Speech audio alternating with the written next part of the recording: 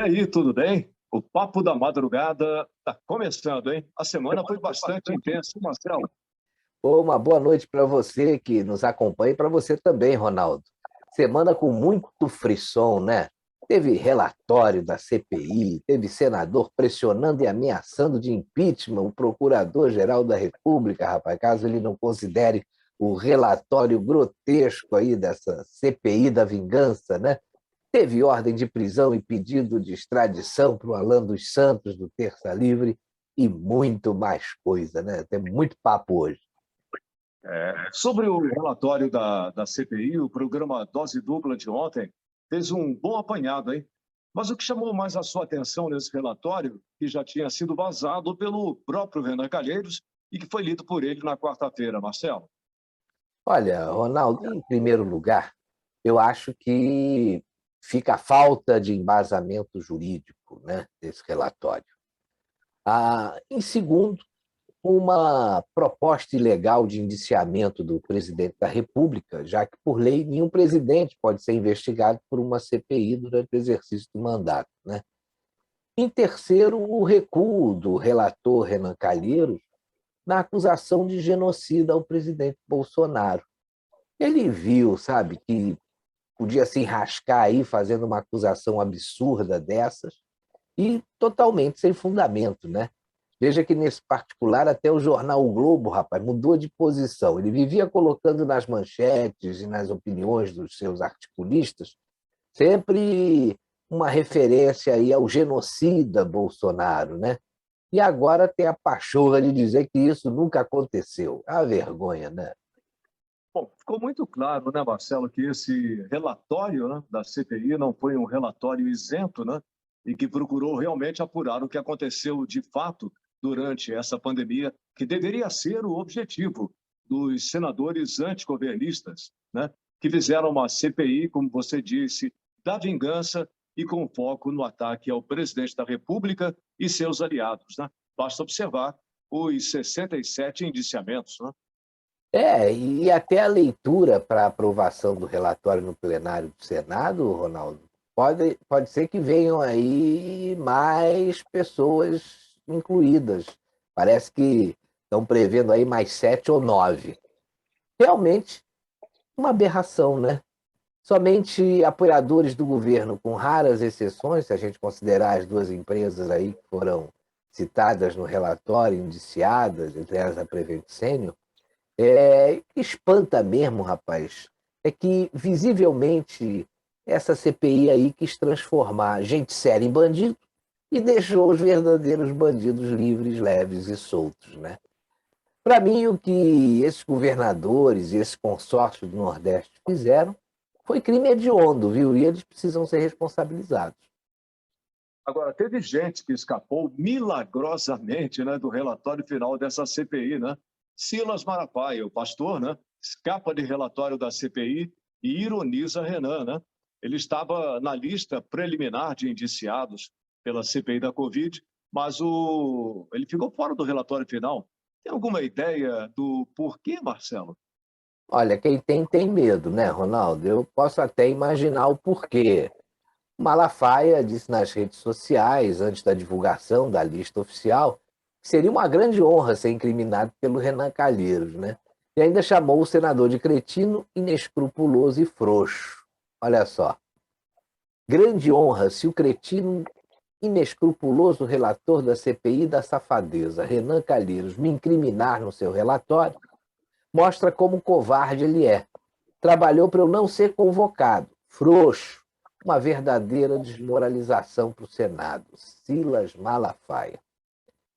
Só que depois que ele soube que o seu nome não tinha sido incluído no relatório, aí ele voltou nas redes sociais e mandou essa aqui, olha aí. Poxa, Renan me tirou do relatório final da CPI. Safadeza. Acho que esse tal de Renan é frouxo mesmo, Ronaldo. Mas é bom a gente saber quais os outros nomes, né, que foram retirados do relatório final da CPI da Covid. Além de Malafaia, foram retirados os nomes de Robson Santos da Silva, secretário especial de Saúde Indígena, Marcelo Augusto Xavier da Silva, presidente da Fundação Nacional do Índio, a FUNAI, e do empresário do ramo farmacêutico Emanuel Cattori. Os motivos a gente não sabe, né? Mas teve reação por todos os lados. Essa aqui, do senador Flávio Bolsonaro, chamou a atenção, né?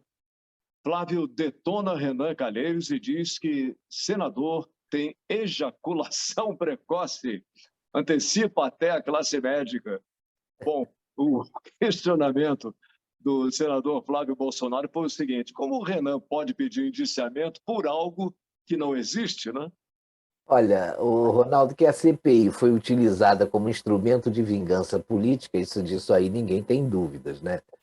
O que revoltou o senador Flávio Bolsonaro foi que o Renan Calheiros ele utilizou um instrumento do Senado Federal para acusar o presidente da República daquilo que ele não fez, né? Para ele, qualquer pessoa de bom senso e os advogados, sobretudo, isso aí é calúnia, injúria e é também difamação, né? E foi isso que ele disse numa coletiva que deu antes mesmo de saber se ele estaria ou não, né, incluído no relatório final.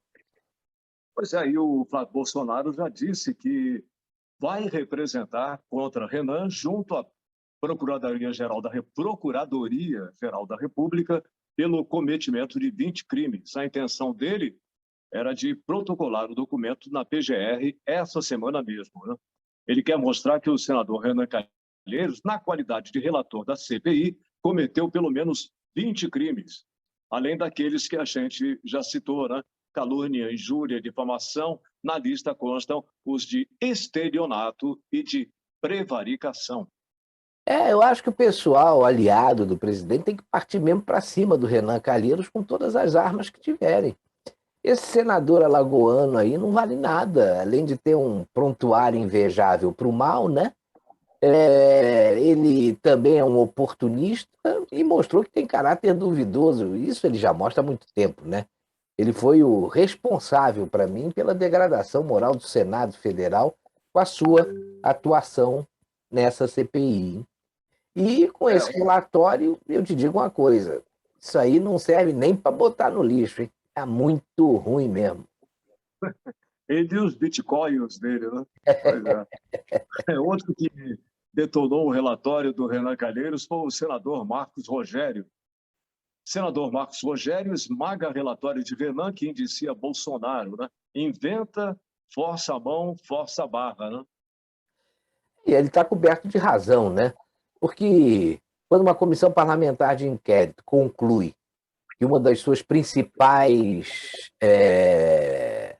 acusações aí é de que o presidente e seus filhos comandam uma organização oculta e complexa que espalha fake news pelo Brasil, aí você não pode dar nenhuma credibilidade a esse relatório, né?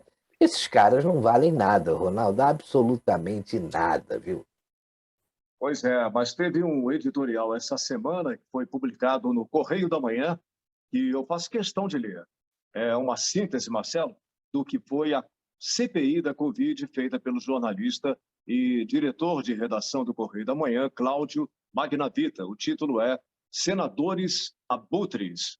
Diz ele: a CPI do Senado chega ao fim com o país vacinado, com estados e cidades abolindo o uso de máscaras, com leitos de UTIs disponibilizados, com sinais de retomada econômica, empresas contratando, com teatros e cinemas abrindo sem limites de público, com o turismo sendo reaquecido, com os brasileiros voando de férias para o Brasil e para o exterior, onde passaram a serem aceitos com falta de carros novos nas revendas automobilísticas, com superávit na balança comercial, com a programação de Réveillon e Carnaval sendo agendados, com o Brasil bem mais saudável economicamente do que seus vizinhos no continente, com o comércio realizando vendas, com o setor de e-commerce batendo todos os recordes e as crianças voltando às aulas. É este o Brasil real em 20 de outubro de 2021.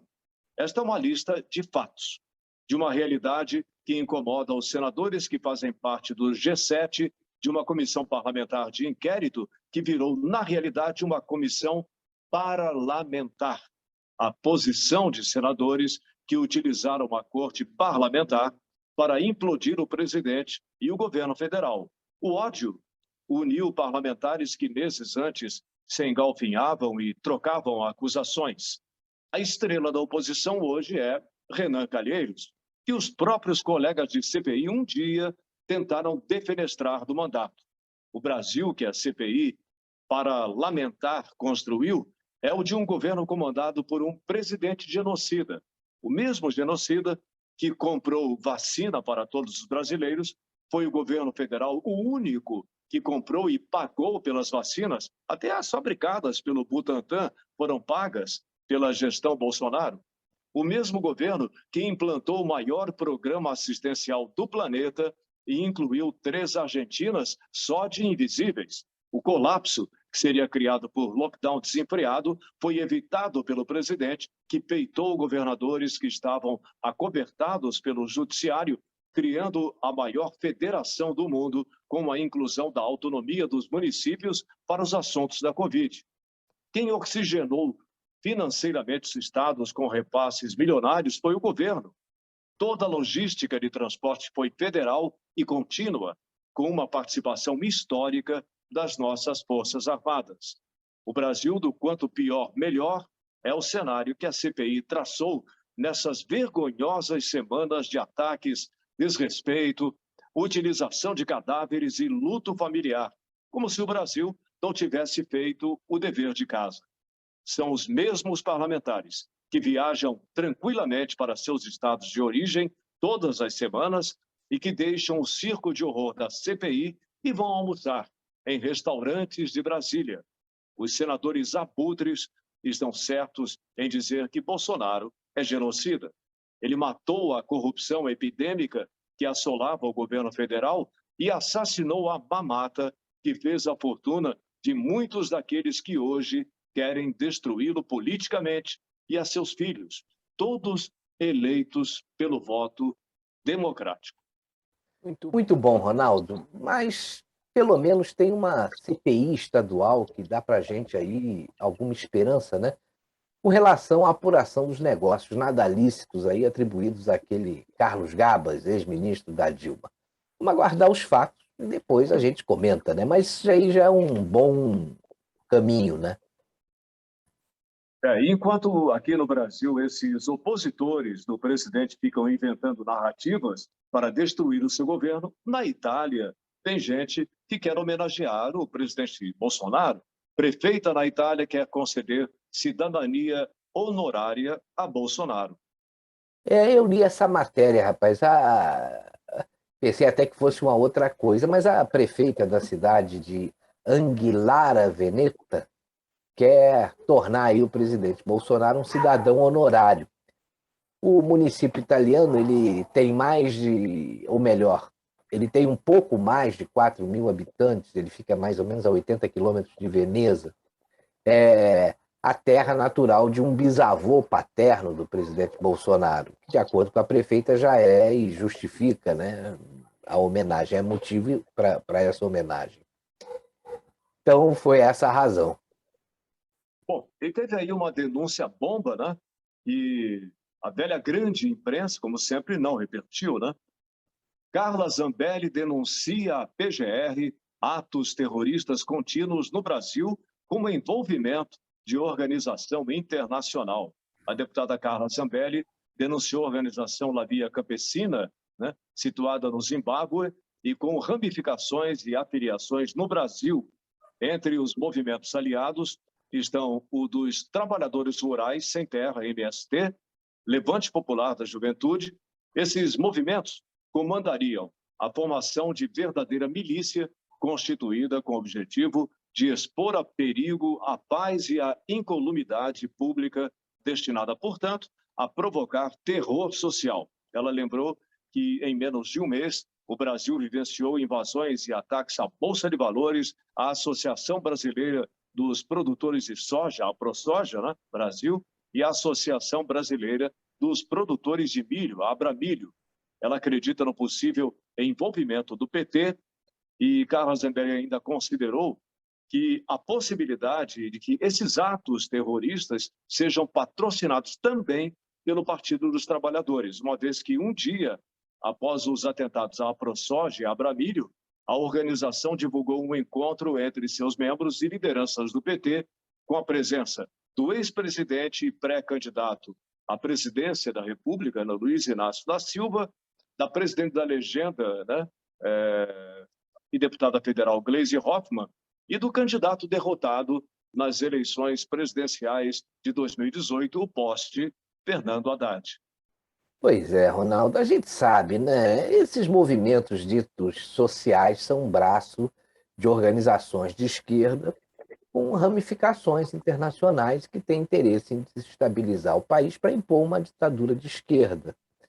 Veja que se você parar para pensar, esse era o plano inicial do Lula, né? Que sempre passou a mão na cabeça desses grupos e, quando foi presidente, colocou muita grana no bolso deles, e dinheiro público financiando esses movimentos. Só que antes de se tornar presidente, os marqueteiros do Lula, eles sabiam, rapaz, que aquele Lula radical não ia ter a menor chance de disputar a presidência da República. Poderia até disputar, mas não tinha chance de levar. E por isso criaram aquele Lulinha Paz e Amor, né? E aí, rapaz, enganando todo mundo, ele conseguiu se eleger e se deslumbrar com o poder e, consequentemente, com o dinheiro, né? E dinheiro roubado dos cofres públicos. O mensalão foi só o primeiro passo. Depois a gente viu o que aconteceu, né? Aí os casos do Odebrecht, Petrobras e outros. O Lula sempre diz que não sabe de nada, né? Só que essa semana o ex-chefe aí da inteligência chavista fez revelações importantes sobre o Lula. E teve muita coisa, né, Ronaldo? Marcelo, cada vez que se mexe, né, em alguma coisa ligada a esse ex-presidiário, mais coisa aparece, né? O governo venezuelano financiou Lula, revela ex-chefe de inteligência militar chavista. O ex-chefe de inteligência e contra-inteligência militar da Venezuela, Hugo Carvajal, denunciou um juiz espanhol e diversos documentos que admitem o financiamento ilegal de movimentos políticos de esquerda na América Latina e na Europa. Um jornal espanhol recebeu o material do El Pollo, né? Durante um informe para o Tribunal Central de Instrução número 6, cujo título era Financiamento Ilegal do Podemos, nome de um partido da esquerda espanhola, Carvajal afirma que o governo venezuelano financiou Lula da Silva no Brasil. A informação foi publicada pelo Agora Notícias Brasil. Veja o que ele escreveu. O governo venezuelano financiou ilegalmente movimentos políticos de esquerda pelo mundo durante pelo menos 15 anos, entre eles a criação do partido político espanhol Podemos. Enquanto fui diretor de inteligência e contra-inteligência militar da Venezuela, recebi uma grande quantidade de relatórios mostrando que esse financiamento internacional estava ocorrendo. Exemplos concretos são Néstor Kirchner, na Argentina, Evo Morales, na Bolívia, Lula da Silva, no Brasil, Fernando Lugo, no Paraguai, Ollanta Humala, no Peru, Manuel Zelaya, em Honduras, Gustavo Petro, na Colômbia, Movimento 5 Estrelas, na Itália e Podemos, na Espanha. Todos esses foram revisados como receptores de dinheiro enviado pelo governo venezuelano, Hugo Carvajal. Rapaz, agora esse Carvajal vai precisar provar com documentos todas as suas acusações, né? Mas foi divulgado hoje que a justiça espanhola tem todo interesse em saber sobre esse financiamento ilegal ao partido Podemos da Espanha, né? E por isso ele descreveu como é que acontecia o processo. Esse ex-chavista aí, ex-chefe da inteligência da Venezuela, ele garantiu, né, que teve conhecimento da entrega de dinheiro vivo na Venezuela, que veio da Embaixada de Cuba em Caracas. Também denunciou a entrega de dinheiro vivo lá na Espanha por meio de malas diplomáticas, rapaz, de malas diplomáticas venezuelanas e das empresas de fachada que tinham lá na Espanha. Segundo Carvajal, o informante lá recolhia o dinheiro na Embaixada de Cuba na Venezuela e levava a grana para o Ministério das Relações Exteriores do país do Maduro, né, onde era recebido por um sujeito chamado Williams Amaro. O tal de Amaro, ele rotulava a mufunfa aí com como malas diplomáticas, né? E depois enviava para a Embaixada da Venezuela também na Espanha. Na embaixada ele era retirado o dinheiro, né, por Ramon Gordilos, que logo fazia a entrega em dinheiro vivo para o tal de Juan Carlos Monedero. Mas, só para você saber, esse Monedero, Ronaldo, é o fundador do partido espanhol Podemos. Agora tem um fato interessante. Esse Monedero fez uma visita ao presidente Lula quando ele estava preso lá na Polícia Federal em Curitiba em 2018. Então a gente sabe, né, onde o Lula se mete tem sempre uma mutreta. A Lava Jato, aí, por meio das delações premiadas, já tinha provado muita coisa, mas os amigos dele lá no STF trataram de encontrar um jeito de anular as provas, né? Mas só mesmo o Lula para ele achar que é inocente, né? De inocente, Ronaldo, esse cara não tem nada e precisa explicar muita coisa. Se a gente tivesse por aqui uma justiça séria, com certeza essas respostas já teriam aparecido, né? Isso mostra, né, Marcelo, que o cerco de amigos que sempre, né, facilitaram e promoveram o narco-regime na Venezuela está se fechando, né, cada vez mais. Né? Pois é, rapaz, a gente tem visto aí eventos que estão acontecendo e que estão jogando os holofotes em cima dessa podridão venezuelana, né? E o foco dessas denúncias tem sido não só o Carvajal, que tem contado à justiça detalhes aí muito importantes de todas essas operações que foram feitas pelo governo venezuelano, e essas organizações esquerdistas, né? Mas tem um outro sujeito aí chamado Alexandre Saab, Alex Saab, né? Um libanês colombiano que era servidor lá do governo Maduro e que teve recentemente a sua extradição confirmada para os Estados Unidos. Por isso eu acho que ele resolveu dar com a língua nos dentes. Então o Saab e o Lopoio, como é conhecido o Carvajal, acabaram com as dúvidas, né? O Lula realmente é o grande aliado dos narco-regimes da Venezuela e de Cuba. Dizem que esse Alex Saab, né? Bom, e a maré, né, para a Venezuela parece que está mudando, hein? Olha aí, Colômbia não vai normalizar relações com a ditadura venezuelana. O presidente da Colômbia, Ivan Duque, disse na quarta-feira 20 que seu governo não vai dar legitimidade à ditadura venezuelana. A declaração ocorre depois de o Senado do país democrático criar uma comissão legislativa para buscar a normalização das relações com a Venezuela. Não sei se você lembra, mas o presidente da Colômbia, Ivan Duque, ele esteve aqui no Brasil para uma reunião com o presidente Bolsonaro. E esse encontro ocorreu a portas fechadas. E logo depois dessa reunião, o Bolsonaro e o Duque fizeram um rápido pronunciamento à imprensa, mas eles prometeram estabelecer parceria para preservar a Amazônia. Mas com certeza, Ronaldo, deve ter muita coisa importante, ou teve muita coisa importante tratada aí nessa reunião para conter o avanço dos comunistas na América Latina, né? O negócio da Amazônia, eu acho que foi só fachada. Bom, essa semana teve também uma notícia, né, que mexeu com o presidente da CCJ do Senado, né? Primo de Davi Alcolumbre é preso em operação da Polícia Federal contra o tráfico de drogas. Ronaldo, em princípio, ninguém pode suspeitar de uma pessoa cujo primo fez alguma coisa de errado, né? Às vezes você nem convive com seu primo. Mas parece que as coisas estão virando aí para o Alcolumbre, porque a mulher do primo trabalha no gabinete dele lá no Amapá, e a coisa muda de figura, né?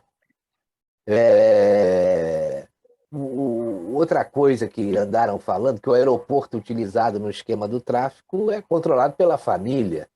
E tinha participação no esquema também de mecânicos de aeronaves, de pilotos, de operadores financeiros. Tinha até, rapaz, uma empresa de cosméticos para facilitar a lavagem do dinheiro e a compra de produtos para o refino da droga. Então a gente está vendo que o Alcolumbre não é flor que se cheire pelo que ele andou fazendo com relação aí à sabatina do André Mendonça, né? Agora, há cerca de 2 ou 3 semanas, você não sei se você lembra também, que foi divulgada aquela gravação de um esquema para pagar salário, dar até um carro novo para uma amante de uma autoridade lá do judiciário do Amapá, né? Olha, se cutucar isso aí, vai aparecer muito podre, concorda? Pô, concordo muito, né? Agora, essa semana, Barroso nega pedido de membro da CPI, né, Marcos Rogério, para acessar dados sigilosos da própria comissão, né? O ministro do Supremo Tribunal Federal, Luiz Roberto Barroso, negou o pedido do senador Marcos Rogério para suspender o ato do presidente da CPI da Covid, senador Omar Aziz, que limita o acesso dos integrantes da comissão aos documentos sigilosos obtidos durante a investigação. Ao negar o pedido, Barroso afirmou que os elementos trazidos nos autos não apontam, a princípio, que tenha havido a imposição de obstáculos irrazoáveis ao acesso dos senadores e de seus assessores a documentos colhidos pela CPI no curso das investigações. O ministro do STF diz ainda que, conforme o comunicado juntado por Marcos Rogério, o acesso aos documentos sigilosos foi interrompido para a implementação de alterações no sistema. Você acredita nessa história aí, Ronaldo? Não, Marcelo, que coisa, né? Essas alterações de sistema, né, são feitas justamente na hora em que se quer ter acesso a informações dessa gangue, né, que comandou a CPI, né? Mas, por outro lado, o Barroso deu uma declaração curiosa, olha só. Indicação de crimes é mais política do que jurídica, diz Barroso sobre a CPI. Como eu já te disse, Ronaldo, qualquer pessoa de bom senso sabe que esse relatório da CPI elaborado pelo senador Renan Calheiros, ele não tem sustentação jurídica. Você vê que até o Barroso já viu isso, né? Agora, de onde a gente não espera nada, é que não sai nada mesmo, né? É aquele negócio, né? Ele não veio, ele veio do nada e hoje continua sendo porra nenhuma. Mas vamos lá.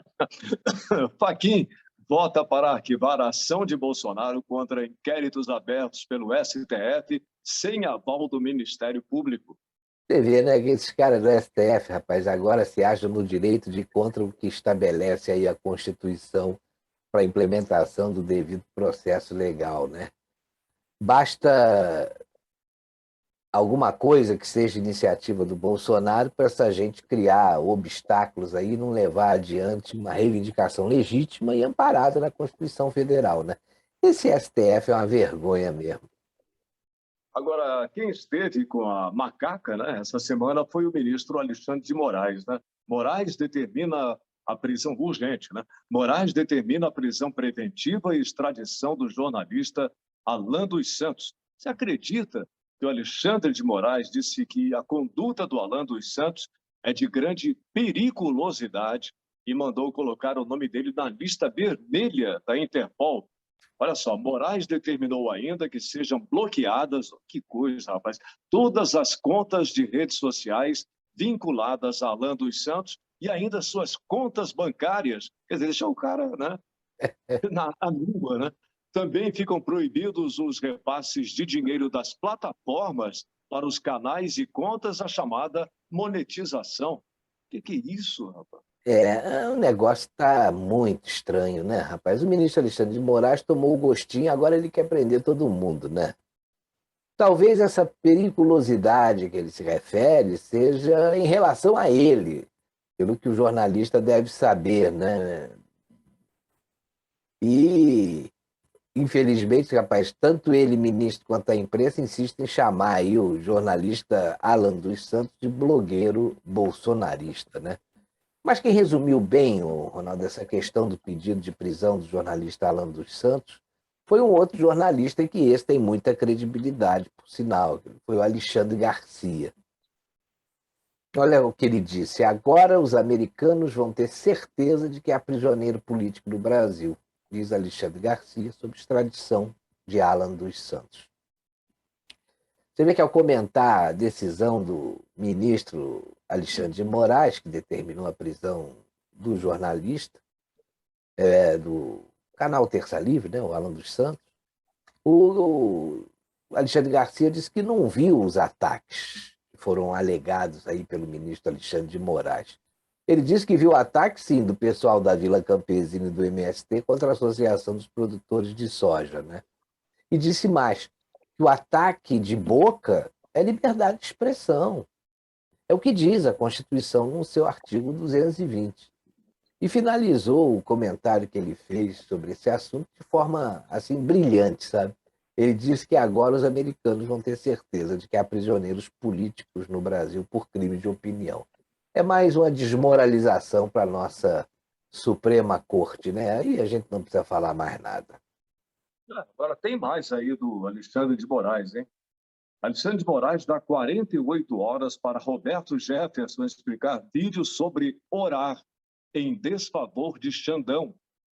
Olha, eu não sei se você lembra, Ronaldo, depois daquela cena bizarra do Alexandre de Moraes com os índios lá no gabinete dele cantando e dançando, ministro Alexandre de Moraes, ele lá, ministro Alexandre de Moraes, lembra disso, né? O vídeo está Eu aí, acho que depois dessa reza com os índios aí, ele deve estar muito preocupado com as rezas do Roberto Jefferson, viu? Porque deve saber que ele é o capeta em pessoa, José Dirceu que o diga, viu? Agora, por falar em Roberto Jefferson, Marcelo, STF forma maioria para negar habeas corpus a Roberto Jefferson. E formou maioria também para manter, né, o Daniel Silveira preso, rapaz. E esses dois casos já eram esperados, né? O corporativismo naquela corte sempre falou mais alto. Eles podem achar o que quiserem, mas essas prisões são ilegais, isso aí todo mundo já sabe. Enquanto a gente tiver um presidente do Senado frouxo e subserviente, isso aí, para mim, não vai mudar tão cedo. Só o Senado pode fazer andar um processo de impeachment contra um ministro do STF. Mas com a quantidade de prontuários que tem lá dentro e essa dependência aí com os julgamentos da Suprema Corte, aí, meu amigo, isso aí não vai dar em nada mesmo. Esse aí faz o que quer e está ficando por isso mesmo, viu? Triste momento pelo qual está passando aí o Brasil. Tomara que se encontre uma saída, porque esses abusos estão demais. Mas os advogados do Daniel Silveira estão se mexendo, Marcelo. A defesa de Daniel Silveira pede cirurgia sob risco de danos irreversíveis.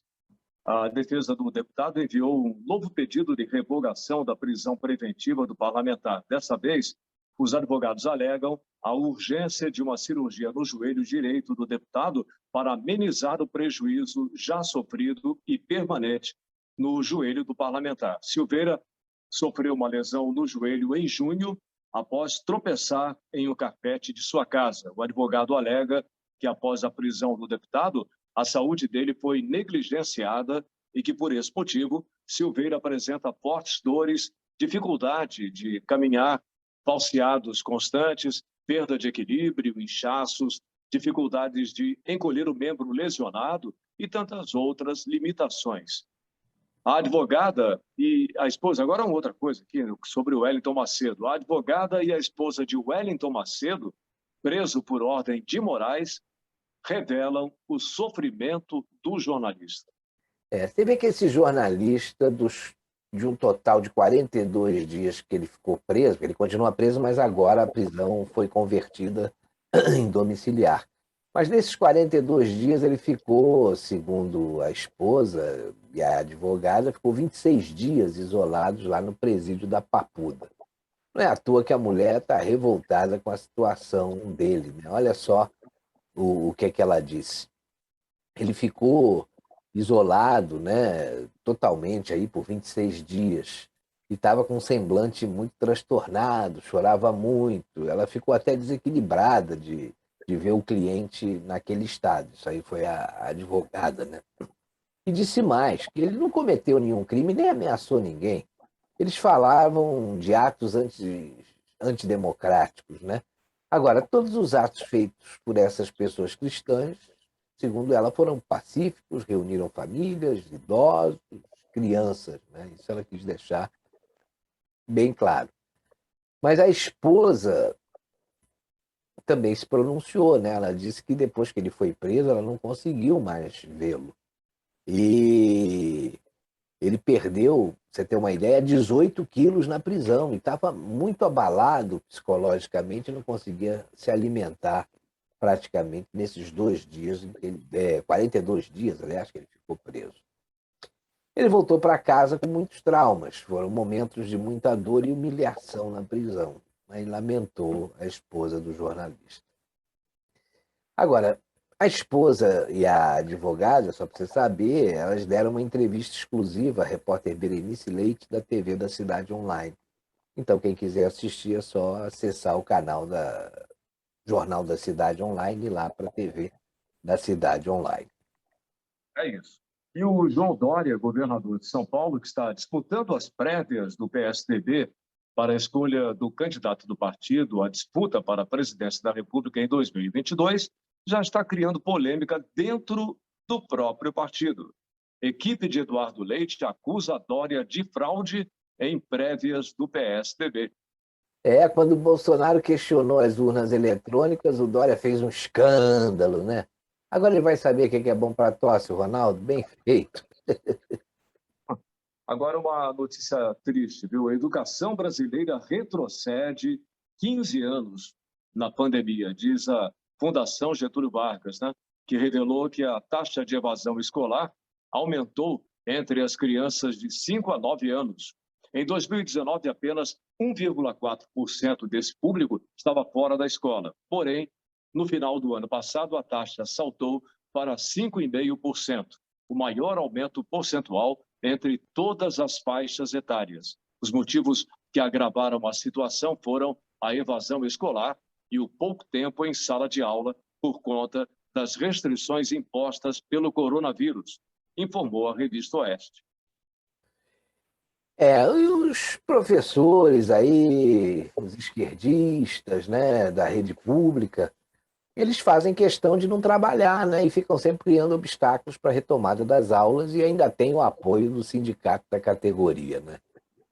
E é esse pessoal, rapaz, que é responsável pela educação dos filhos de muita gente, dos nossos netos, né? E a pergunta que eu faço é a seguinte, rapaz, com gente desse tipo à frente da nossa educação, que futuro a gente pode esperar para os nossos jovens? Isso precisa mudar rápido, rapaz. Você vê que no ensino superior já foi tomado aí por essa gente. Dá uma olhada no depoimento dessa jovem, olha só. Às vezes a gente fica se questionando por que o Brasil não vai para frente. E hoje eu trago um dos motivos. Esse é o Manual Oficial de Calouros de uma Universidade Federal do Estado do Rio de Janeiro, a UF. Como é que a gente fica se questionando que não existe doutrinação, se a doutrinação começa antes de você entrar na universidade? Você tem que se render ao UJC, que está escrito aqui embaixo, que é a União da Juventude Comunista, porque ela é a cara da sua universidade, pelo que a gente viu, e a uma linguagem não binária, que é completamente incorreta em todos os sentidos, inclusive porque o português já existe pronome neutro, inclusive no calouros. Não precisa falar calouros, não precisa falar essa babaquice. Porque quando o latim passou para o português, o gênero neutro que existia no latim foi aglutinado no gênero masculino e existe uma grande diferença entre gênero de pessoa e gênero de palavra, mas o diálogo vai ficar muito grande aqui e o foco é mostrar a doutrinação. Quando você entra numa universidade, é isso que o seu filho, jovem, imaturo, tem que se render, às ideias comunistas. E quando você entra na universidade, você tem que se render a isso, a União da Juventude Socialista, a linguagem neutra, porque essa é a ideia presente lá dentro, essa é a ideia que é disseminada, essa é a ideia que é aceita. Se você vai contra tudo isso, você vai ter grandes dificuldades na sua formação, você vai ser excluído, você vai ser execrado, você vai ser quase um fascista, porque é assim que eles vão te chamar. E todos esses carinhas que estão aqui vão ter que ser seus ídolos, tá bom? Paulo Freire, patrão da educação, que criou mais analfabetos úteis do que não sei o quê. Olha ali no canto, Lenin, um cara que matou 140 mil pessoas e perseguiu muitos pobres, muitos negros, tudo aquilo que a esquerda diz lutar a favor. E a figura icônica que está ali embaixo, né, o Che Guevara, aquele que tinha prazer em matar, gostava de sentir o cheiro de sangue, andava com um Rolex avaliado em 40 mil dólares, vivia numa casa linda em Havana e dizia ser pelo pobre, pelo preto, pelo periférico, mas perseguiu todos eles. Ainda colocou em campos de trabalho forçado. E a galera do Bem-vindes, que além de assassinar o português, que a gente já sabe que não faz sentido nenhum e é completamente excludente a linguagem, ainda idolatra um assassino. Assassino aquele que perseguiu justamente aquelas pessoas da comunidade LGBT, colocou elas em campo de trabalho forçado, na famosa e conhecida Noite dos Três P's, e na frente do campo de trabalho forçado tinha uma placa escrito: "O trabalho os fará homens". Pois é, e esse cara que é idolatrado. Eu tô falando aqui para todo mundo que não quer se render a essas ideias, que quer estudar numa universidade democrática, sem doutrinação e que quer viver em paz e longe dessa ideologia comunista, que você não tá sozinho. A universidade é para todo mundo. Eles não falam que é luta popular, poder popular, que a universidade é para todos. Então é para todos, porque tem que existir democracia. Não é isso que acontece quando você pisa lá, e essa é a ideia principal. E se você expõe uma opinião diferente, você é execrado. Não é assim que tem que ser, e a gente vai lutar muito contra isso ainda. Você que pensa diferente, você pode ter certeza que você não tá sozinho nessa luta, tá? Que a gente sabe que a única coisa que o comunismo fez não foi colocar preto na faculdade ou pobre, foi multiplicar a pobreza, o caos e inclusive o preconceito, porque ele segrega.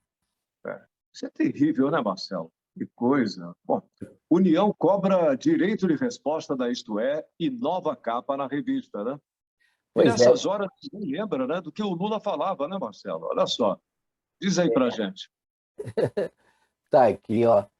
É demais, rapaz. Eu vou até me aproximar aqui para eu poder enxergar, que está um pouquinho pequeno. Mas olha, não se ganha Copa com hospitais. Vou construir estádios de futebol. Ainda bem que a natureza criou o coronavírus. Um político ladrão é mais digno do que um funcionário público.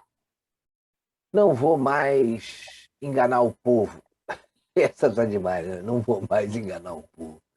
E se prenderem os meus filhos, eu arrasto todo o STF junto. Olha que vergonha, né?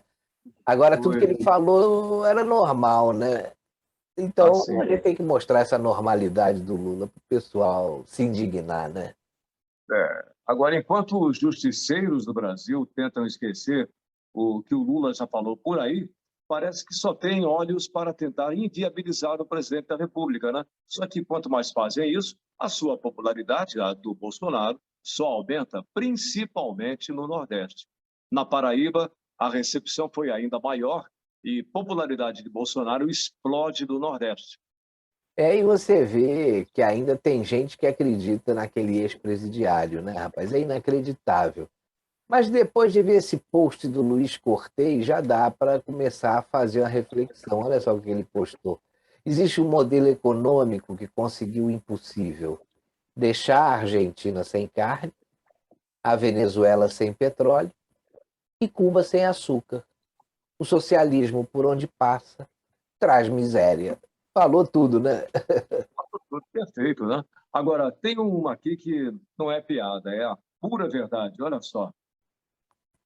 Concurso Miss França é processado por escolher candidatas por critério de beleza. Que coisa! Você vê que esse negócio, Ronaldo, de politicamente correto está muito chato, como disse a própria Glória Maria. Não sei se você viu essa entrevista dela. Você vê que é uma estupidez, né? O concurso de Miss é justamente para privilegiar a beleza. Qual é o problema? Mas, pô, parece que aquele pessoal que tem o sovaco cabeludo não gosta de Miss bonita, não, né? Pois é, rapaz. Pô, aquele calcanhar também, aquele cascão embaixo, terrível, né? Coisa feia. Agora, depois que a Fafá de Belém, né, fez aquele show lá em Belém, onde falou mal do presidente, né? Teve uma nordestina arretada, eu gosto dela, viu? Que descobriu quanto Fafá recebeu para fazer o que fez, né? Gente, Raquel Santana diz uma pessoa. Gente, eu queria ter errado em algumas situações que eu fico pensando sobre, sabe? O que aconteceu, por que aconteceu. Tipo, quando eu fiquei sabendo que durante o show da Fafá do Inferno, sim, que eu não chamo mais ela de Fafá de Belém, em respeito às pessoas de bem desse local. Até morrer para a posteridade, ela irá se chamar Fafá do Inferno. Quando eu fiquei sabendo que durante um show da Fafá do Inferno, alguém gritou fora Bolsonaro, ela aproveitou essa deixa para falar mal do presidente e até de provável tentativa de assassinato. Renato em preparar uma comida envenenada para ele quando ele fosse no Belém, fiquei pensando, de onde saíram essas pessoas? Porque a gente sabe, vocês sabem que o presidente é ovacionado onde ele chega, a crassa maioria apoia o presidente. E como é que justamente no show da Fafá do Inferno vão gritar fora Bolsonaro? Bingo! Tá aí para todo mundo ver hoje. O atual governador, Helder Barbalho, pagou simplesmente R$600 mil para Fafá do Inferno fazer esse show. E com a quantia generosa, além do fato de ser dinheiro do povo, que eles pagam à vontade, porque não sai do bolso deles, né? Porque com certeza essa mequetrefe decadente não valeria nem 10% desse valor. Teve uma pitadinha aí para ela falar mal do presidente. E para que tivesse uma deixa, você fica pensando, se para Fafá do Inferno pagaram R$600 mil, pouco mortadela que deve ter rolado para que algum gritasse fora Bolsonaro e causasse a deixa para que ela pudesse falar a canalice que ela falou. Falar uma coisa para você, Fafá do Inferno. R$600 mil, o preço que você recebeu para vender sua alma ao diabo. Aproveita, nega, aproveita bem esse dinheiro. Geralmente a maioria de artistas que nem você morrem de medo de envelhecimento, tem pânico da morte, faz muita cirurgia plástica, ostenta muito. Sabe por quê? Porque nenhum tostão desse tu vai poder levar na gaveta do teu caixão quando um dia tu morrer. E muito menos tu vai usar alguma quantia dessa para comprar a tua entrada no céu. Porque a tua entrada gratuita, sem custar nenhum tostão, está garantida no inferno. Até porque você já pagou para entrar. Quando você se sujeitou a receber uma quantia tão absurda que vem do povo, não bastasse isso para falar o que você falou de um presidente que nunca te fez mal nenhum. Fafá do Inferno. R$600 mil. Foi o preço que você pagou para entrar para lá. Aproveita, nega. Deus é mais no Brasil. Essa nordestina é arretada mesmo, hein? É. Bom, Donald Trump anuncia a criação de nova rede social após ser censurado pelo Facebook e Twitter. Na semana que vem, nós vamos falar dessa nova iniciativa do Donald Trump, porque o nosso tempo está acabando, né? E tem um assunto que a gente não pode deixar de comentar, que é o aumento da gasolina, né? O presidente diz que não vai interferir. E ele está certo, né? Veja o que ele falou a respeito desse assunto. Leia para a gente, por favor, Marcelo. Olha, vão ter novos reajustes nos combustíveis. Deve ter aumento dos combustíveis. Não precisa ser mágico para descobrir isso. É só ver o preço do petróleo lá fora e quanto está o dólar aqui dentro, né? Afirmou o presidente. E aí, Ronaldo, só que os nossos canalhas de plantão, e aí eu estou me referindo aí à oposição e à imprensa, mostram que, além de mal intencionados, né, eles são incompetentes para apurar os fatos. E ficam falando narrativas, passando aí, criando narrativas falsas para enganar a população e colocar todo mundo contra o governo. Você veja que se a gente comparar os preços da nossa gasolina com o preço da gasolina em outros países, você vai ver que a gente não está tão mal como andam dizendo por aí. Olha só esse quadro. Está aí, ó. Você tem o país, você tem o preço em dólar e você tem o preço convertido para o real. E o Brasil, em matéria de preço da gasolina, ele está muito mais... A gasolina aqui está muito mais barata que na Áustria, em Portugal, na Suíça, na Alemanha, na França, no Reino Unido, na Espanha, na Itália, na Suécia e nos Países Baixos. Pegar só um exemplo. Enquanto a gasolina em dólar no Brasil custa 1,116 e em real R$ 6,17, preço final na bomba, em Portugal, por exemplo, em dólar é 1,680 e R$9,29 o litro. Você pegar na Alemanha, já pula para R$10,25 o litro. Na França, R$10,30. No Reino Unido, R$10,30. Na Espanha, R$10,78. Na Itália, R$10,84. Na Suécia, R$11,06. E nos Países Baixos, R$11,97. Um litro de gasolina, rapaz.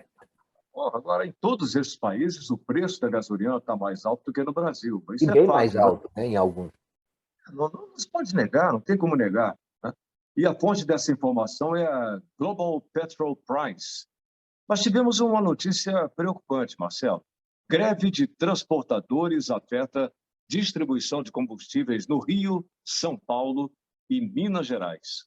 Pois é, meu filho me falou, pai, ó, vai abastecer carro aí porque parece que vai faltar combustível. Aí hoje eu fui abastecer os carros aqui de casa e tive que enfrentar a fila. A fila não estava muito grande, mas já tinha fila para abastecer, coisa que eu nunca peguei aqui. A gente tem que ficar de olho, viu? Porque essa greve de caminhoneiros, se durar muito tempo, a situação não vai ficar boa para ninguém, Ronaldo. Bom, infelizmente, né? Agora, parece que só com mágica, né, vai se resolver essa questão do aumento dos combustíveis. O que você acha, Marcelo? Então vamos chamar ele, né? O grande mágico Hamad. Olha a mágica de hoje. Tá boa, hein?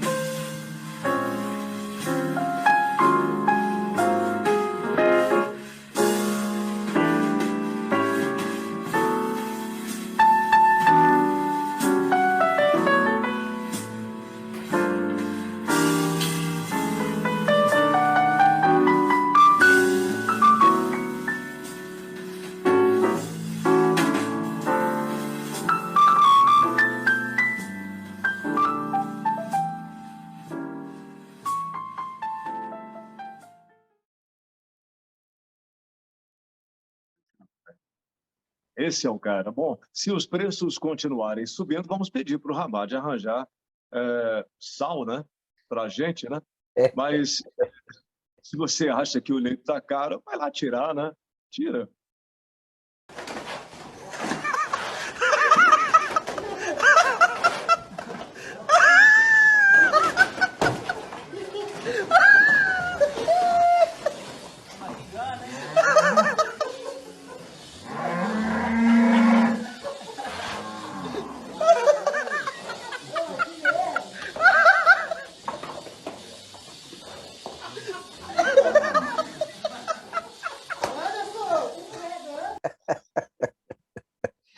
A coisa está ficando feia, Ronaldo. Por isso todo mundo tem que correr atrás das promoções.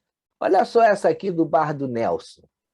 Promoção, Bar do Nelson. Você pode trazer sua namorada, esposa ou amante, mas se trouxer as três de uma vez, não paga a conta.